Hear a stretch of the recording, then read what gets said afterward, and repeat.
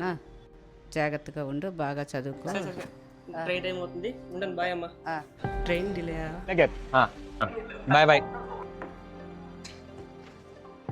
ఏంది బ్రో లేచిపోతున్నావా? ఇంతలాగే తీసుకొచ్చావు? లేదు బ్రో, మా యూపీఎస్సీ యాస్పిరెంట్ కష్టాలు. ఓహో, హైదరాబాద్ ఢిల్లీ బ్యాచా? ఈ బ్యాగులు చూస్తుంటే తిరిగి వచ్చేటట్లేవు. బయట స్టేట్స్ కింద బ్రో, మన వైజాగ్ లో ఉంది కదా LTX. వైజాగ్ లో ఫ్యాకల్టీ లేదు కదా బ్రో.